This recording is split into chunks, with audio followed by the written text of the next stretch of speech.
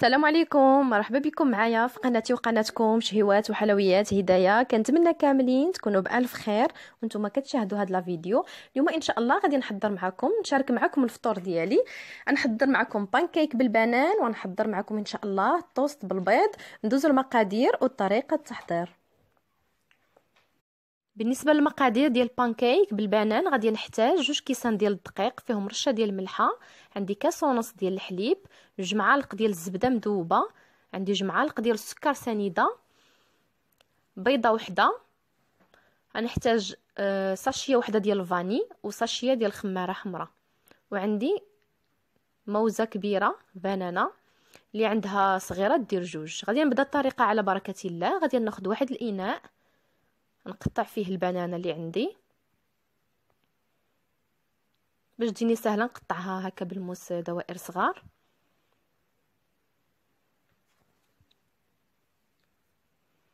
غادي نستمر هكا حتى نقطعها كامله. كيف قلت لكم لما كانتش عندكم كبيره ديروا 2 صغار. غنزيد عليها 2 معالق ديال السكر سنيده باش هكا يعني ما غادي نضربو هكا بالفرشيط. عندك السكر سنيده كيساعد البنان باش داغي يتمعس لنا. صافي غادي نستمر هكا كيف كتشوفوا معايا معسوه مزيان.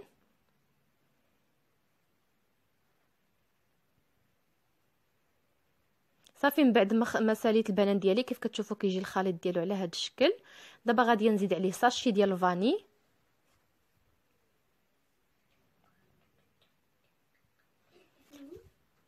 وغنزيد عليه بيضه وحده،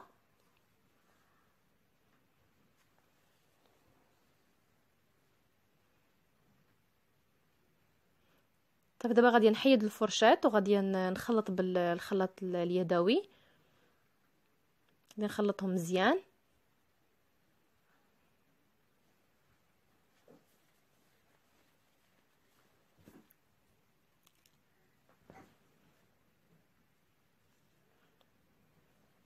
صافي دابا غادي نزيد المكونات الاخرين. دابا غادي نضيف الحليب كيف قلت لكم كاس ونص. صافي غادي نخلطو مزيان. بالنسبه للكميه ديال هذه الكميه كتخرج يعني ما كتخرجش بزاف. الا بغيتو تخرج لكم اكثر تقدروا تضاعفوها يعني تدوبلوا اي حاجه. دابا غادي نزيد الزبده اللي عندي دايبه كيف قلت لكم 2 معالق.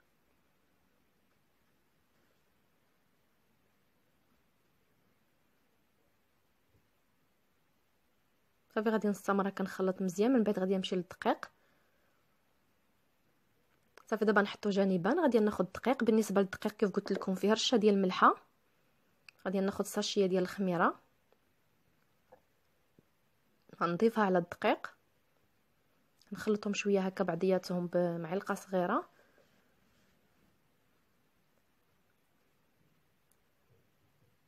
صافي دابا غادي نضيفها للخليط ديالي بشويه بشويه وانا كنخلط بالخلاط اليدوي.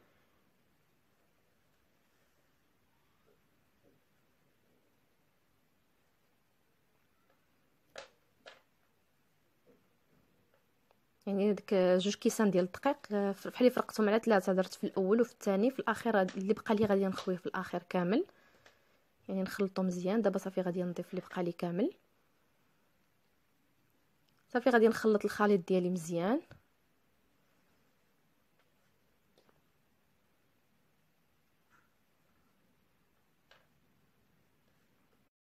صافي هو القوام ديالو من بعد ما خلطت مزيان. دابا غادي ندوزو نسخنوا المقله وندوز نخبزو مباشره.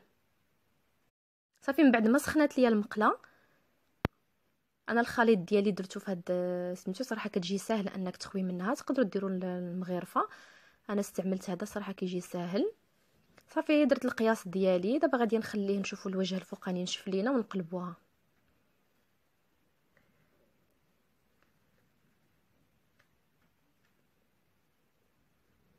صافي كيف كتشوفوا معايا من الفوق صافي تكون واحد الفقاعات هكا.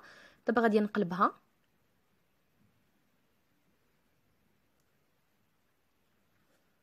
صافي هي تحمرات ليا. دابا غادي نتسنى الجهه الثانيه حتى هي تحمر ونحيدها.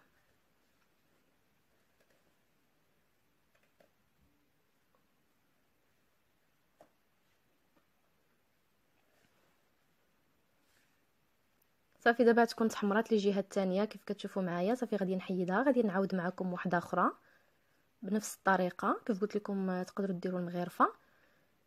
وبالنسبه للنار خصها تكون مهيله باش هكا ماشي يتحمروا لكم طاغي ويبقاو خضرين من الداخل.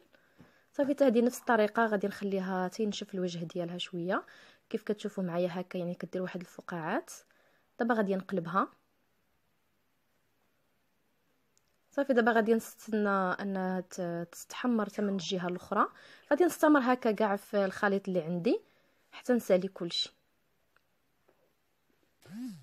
صافي من بعد ما ساليت البانكيك دابا غادي ندوز للطوست. غنحتاج هذا الخبز هذا ديال الدقيق الكامل، تستعملوا اللي عندكم واخا يكون الابيض معليش.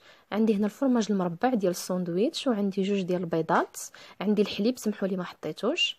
غادي نبدا الطريقه على بركه الله. بسم الله. غادي ناخذ الخبز،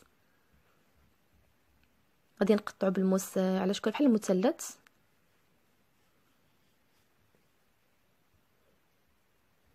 غادي ناخذ الفرماج ديال الساندويتش حتى هو غندير له نفس الطريقه. صراحه هذه ساهله بزاف هكا الفطور وكيجي لذيذ بزاف.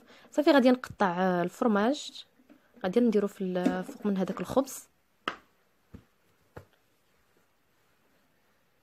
انا عاود نحط الخبز من الفوق، يعني كيجي الفرماج في الوسط. غادي نحطو جانبا. غادي نستمر هكا، غادي نولي نقطع حتى هذا في الوسط. ندير له هذاك الفرماج اللي بقى.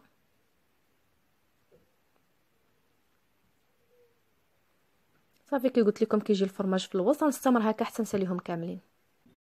صافي من بعد ما ساليتهم كاملين دابا غادي ناخذ البيض، يعني نديرو في شي، انا نديرو في هاد الطبسيل غارق اولا شي اناء هكا غارق. يعني ضفت البيضه الاولى، نضيف البيضه الثانيه، ندير لهم رشه ملحه. غنحتاج 2 معالق كبار ديال الحليب. صافي دابا غادي ناخذ الفرشاط نخلطهم مزيان البيض مع الحليب. صافي من بعد ما ضربت مزيان هذاك البيض مع الحليب دابا غادي ناخذ الخبز ديالي. غادي نحاول انني نفزقو مزيان في هذاك البيض مع الحليب. صافي غادي نفزقو مزيان بجوج جوايه وندوز باش نقليه. صافي من بعد ما سخنت المقله ديالي درت فيها الزيت. صافي حطيت الطوست ديالي اللي درت فيه البيض. باغي كيطيب ما كياخذش الوقت بزاف، يعني شويه نقلبو. يعني هذا هكا في الفطور كيجي ساهل، اسهل حاجه تقدري ديريها وفي نفس الوقت كتجي صراحه زوينه. في هذاك الفرماج في الوسط كيدوب كيجي زوين. صافي غادي نستمر هكا، غادي ندوزو كاع في الجويه هكا باش يتحمر، نوقفوه هكا. غادي نستمر هكا حتى الاخرى اللي مازال ليا، ونتلاقاو نشوفوا الشكل النهائي ديال الفطور ديالي ان شاء الله. هذا هو الفطور ديالي من بعد ما ساليت. هذا هو البانكيك، زينته من الفوق بالخطوط ديال الكراميل مع البنان.